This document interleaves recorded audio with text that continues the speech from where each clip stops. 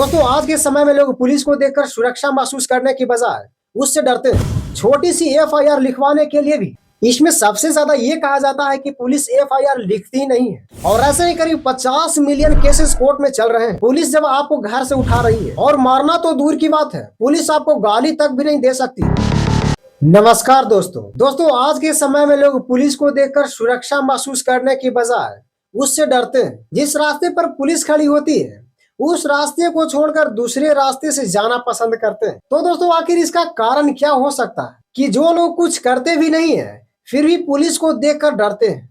इन सभी चीजों को इस वीडियो में डिटेल में कवर करेंगे, बस वीडियो में अंत तक बने रहिएगा। तो चलिए शुरू करते हैं। देखिए दोस्तों, हमारे कुछ मूल अधिकार है जो हमें पता न होने के वजह से साधारण चीजों के लिए भी ज्यादातर लोगों को पुलिस से डर लगता है। दोस्तों बहुत सारे लोगों को तो छोटी सी एफआईआर लिखवाने के लिए भी किसी न किसी की मदद लेनी पड़ती है, क्योंकि असल में एफआईआर लिखवाने का जो नियम है वो हमें मालूम ही नहीं होती। और तो और कई लोगों को ये भी मालूम नहीं होता कि पुलिस जब आपको घर से उठा रही है तो किन किन नियमों को फॉलो करना चाहिए। और इन्हीं सब चीजों से आपको सामना करना पड़ता है तो आपको खाकी वालों से डर तो लगेगा ही, पर इसके नियम जानना उतना कठिन भी नहीं होता है। अगर आपको कोई बता दे तो आप भी शायद ये नियम कभी नहीं भूल पाएंगे। दोस्तों आप लोगों ने ये चीज तो जरूर सुने होंगे। पहला आईपीसी इंडियन पिनल कोड और दूसरा सीआरपीसी क्रिमिनल प्रोसीजर कोड। दोस्तों आपको बता दें कि जब हमारे देश इंडिया के अंदर कोई भी क्राइम होता है, जैसे किसी इंसान का मर्डर हो गया,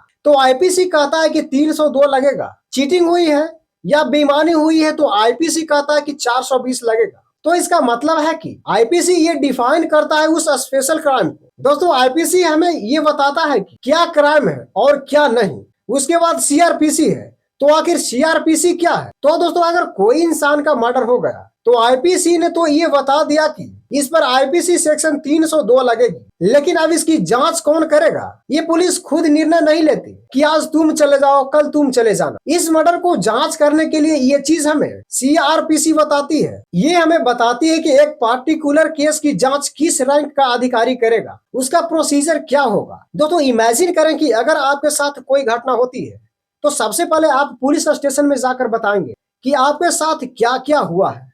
इसमें सबसे ज्यादा ये कहा जाता है कि पुलिस एफआईआर लिखती ही नहीं है। दोस्तों ऐसा कुछ नियम है कि आपके जाते ही एफआईआर नहीं लिखी जाएगी। आपको बता दें कि पहले आप कंप्लेन लिखेंगे रिटन में, फिर रिसीविंग लेंगे। जिसको पता होता है वो पहले से ही घर से लिख करके जाते हैं और आप कहाँ रह रहे हैं इससे कोई मतलब नहीं होता। जिस एरिया में आपको प्रॉब्लम हुआ है उस एरिया के पुलिस स्टेशन में कंप्लेन करनी है। लेकिन दोस्तों आप लोगों ने ये देखे होंगे कि पुलिस परेशान करती है कि हमारे एरिया का केस नहीं है, आप दूसरे पुलिस स्टेशन पर जाइए। इसलिए कुछ लोग अपनी कहानी उसी पुलिस स्टेशन के आसपास रखते हैं जिस स्टेशन में वो कंप्लेन करने जाते हैं। लेकिन दोस्तों आप लोगों को एक चीज तो ध्यान रखना कि चाहे कोई भी सिचुएशन हो जाए, आपको किसी भी कीमत पर झूठ नहीं बोलना है, वरना पुलिस वाले अपनी मनमानी करेंगे और आप कुछ भी नहीं कर पाओगे। तो जब भी आपके साथ कोई घटना होती है तो आप पुलिस स्टेशन में जाएं, वहां पर एक रिटन कंप्लेन दें और करीब 72 घंटों तक इंतजार करें।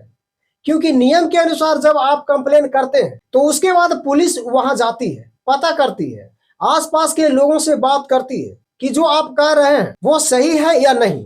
उसके बाद एफआईआर लिखती है। ऐसा नहीं होता कि दो लोग में लड़ाई हुई तो जो पहले एफआईआर करने पहुंच गया उसकी एफआईआर लिख दी जाएगी। दोस्तों जैसे ही आपकी एफआईआर दर्ज होती है तो आप ये समझ लीजिए कि इंडिया के अंदर जितने कोर्ट के केस चल रहे हैं उसमें एक केस आपका भी जुड़ गया है। एफआईआर दर्ज होने का मतलब है कि अब ये जो केस है वो कोर्ट में जाना तय है। इस मसले का जो फैसला होगा अब कोर्ट में ही होगा। और ऐसे ही करीब 50 मिलियन केसेस कोर्ट में चल रहे हैं। अब आप कहेंगे कि प्रोसेस तो बहुत आसान लग रहा है, लेकिन दोस्तों ऐसा होता नहीं है। जब आप पुलिस स्टेशन जाते हो तो कोई बात नहीं सुनता और एफआईआर लिखने के लिए भी जुगाड़ चाहिए होता है। लेकिन अगर आपका केस सही है और आपकी एफआईआर नहीं लिखी जा रही है तो आपको सबसे पहले पीसीए पुलिस कंप्लेन अथॉरिटी में कंप्लेन करनी है। लेकिन वहां भी आपको ज्यादा टाइम लग रहा है तो आप अपने क्षेत्र के केंद्रीय सतर्कता आयोग में एक कंप्लेन डाल दीजिए। आपकी बात वहां पर 100% सुनी जाएगी। इस डिपार्टमेंट का काम ही यही है कि अधिकारियों के खिलाफ जो कंप्लेन है उस पर एक्शन लेना। लेकिन फिर भी आपको दिक्कत आ रही है तो आप एक वकील से बात करिए और सारी प्रॉब्लम बताइए,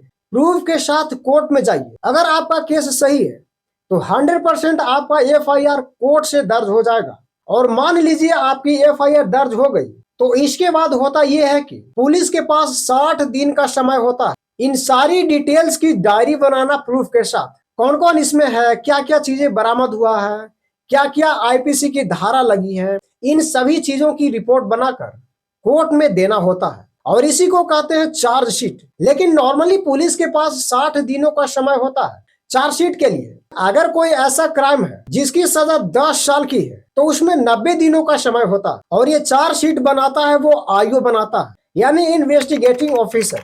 और ये आईओ है वो केस को छानबीन भी करता है, इस पूरे केस को यही लीड करता है। और कौन आईओ होगा और किस रैंक का ऑफिसर होगा ये सीआरपीसी में बताया जाता है। जैसे ही एफआईआर दर्ज होती है उसका काउंटडाउन शुरू हो जाता है। इसमें पुलिस को जिस पर भी शक होता है उसको उठाती है और पुलिस स्टेशन लाती है और इस पर पुलिस का भी पूरा राइट होता है। लेकिन पुलिस आपको 24 घंटे से ज्यादा नहीं रख सकती है और मारना तो दूर की बात है, पुलिस आपको गाली तक भी नहीं दे सकती। इसे इनलीगल माना जाता है, भले ही उसने मर्डर तक ही न क्यों कर दी हो। दोस्तों पुलिस जब इन्वेस्टिगेशन के दौरान लोगों को उठाती है तो 3 केस होते हैं। पहला जिसने क्राइम किया है उसको उठाती है, दूसरा ये होता है कि आपको किसी से दुश्मनी है, इन सबके साथ आपका भी नाम डाल दिया गया है इस कंप्लेन में, और तीसरा ये होता है कि पुलिस को शक होता है आप पर लेकिन आपने क्राइम नहीं किया है। दोस्तों इनमें से केस कोई भी हो सकता है। जब भी पुलिस आपको अरेस्ट करती है या फिर घर से उठाती है तो उसके भी कुछ नियम होते हैं, वो ऐसे ही नहीं उठा लेंगे। पहली बात तो ये है कि जो भी पुलिस ऑफिसर्स हो उन्हें यूनिफॉर्म में होना चाहिए और वो जब अरेस्ट करेंगे तो एक अरेस्ट मेमो होती है जिसमें डेट, टाइम,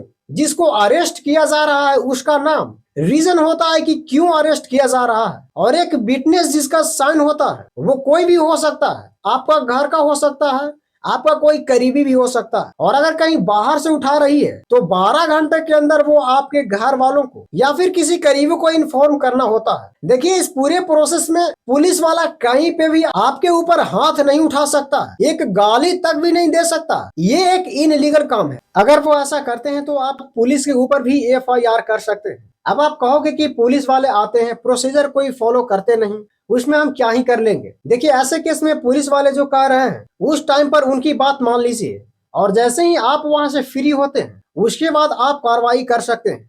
देखिए आपको करना क्या है, पहली बात तो है कि जो एसएचओ है या डीआईजी है उसको आप कंप्लेन कर सकते हैं। अब आप कहोगे कि पुलिस स्टेशन में जाकर पुलिस के कंप्लेन ही करेंगे तो इससे कुछ होगा नहीं, उल्टे पुलिस ही परेशान करेगी।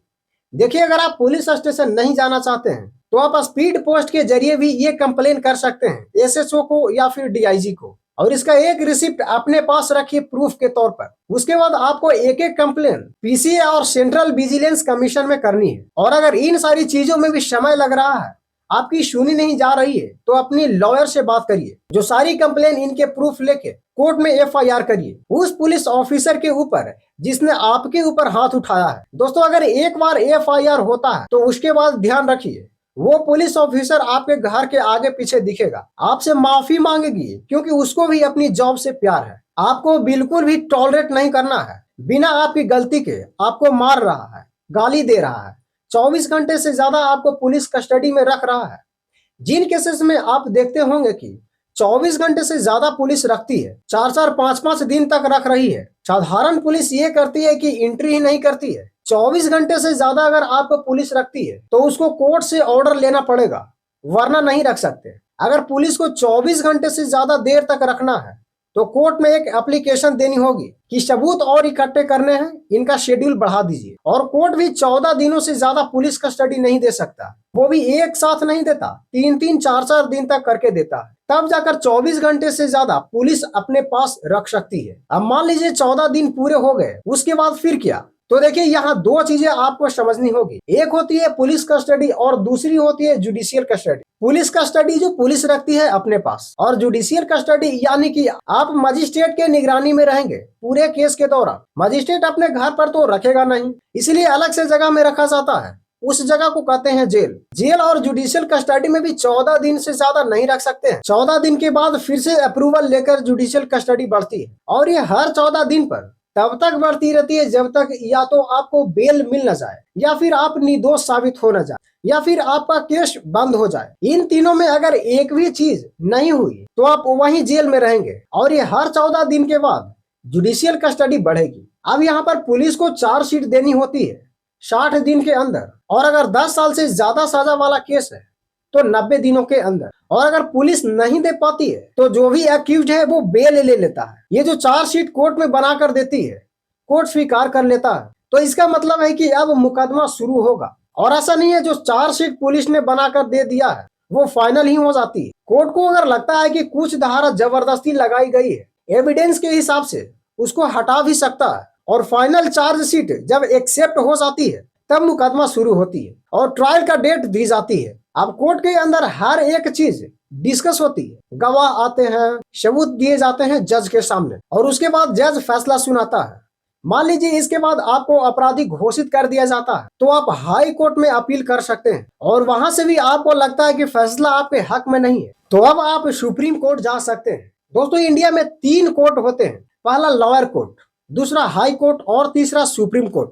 जिस जिले में क्राइम होता है उस जिले के कोर्ट में केस जाता है। हर स्टेट में एक हाई कोर्ट होता है और पूरे इंडिया में एक सुप्रीम कोर्ट होता है। ये जो हाई कोर्ट और सुप्रीम कोर्ट है, यहाँ ऐसे नहीं होता कि दोबारा ये सारे गवाह आते हैं, सारा डिस्कस दोबारा होता है। जो जजमेंट लोअर कोर्ट में दिया होता है उसको ही रिव्यू किया जाता है, और अगर हाई कोर्ट और सुप्रीम कोर्ट को लगता है इसमें किसी गवाह को सही से ग्रिल नहीं किया गया या कोई चीज रह गई है, तब उस केस में कोर्ट चाहे तो बुला सकती है। वरना जो जजमेंट आया हुआ है लोअर कोर्ट से उसी को रिव्यू किया जाता है। और जब हाई कोर्ट और सुप्रीम कोर्ट से भी आपको सजा सुना दी जाती है तो फिर उस केस में सजा काटनी होती है, आपको कोई भी नहीं रोक सकता। और आप जो बेल ले रहे होते हैं वो भी आपको मिलना बंद हो जाता है, सिर्फ पैरोल मिलता है। तो दोस्तों, पैरोल और बेल में अंतर क्या होता है? देखिए, जब तक आपका जुल्म साबित नहीं होता तब तक आपको क्रिमिनल नहीं माना जाता, और ऐसे केस में कोर्ट को लगता है कि केस अभी चल रहा है, जुल्म साबित नहीं हुआ है और बाहर जाकर जो एविडेंस है उसको अब ये खराब नहीं कर सकता, तो स्थिति देखकर कोर्ट बेल दे देता है।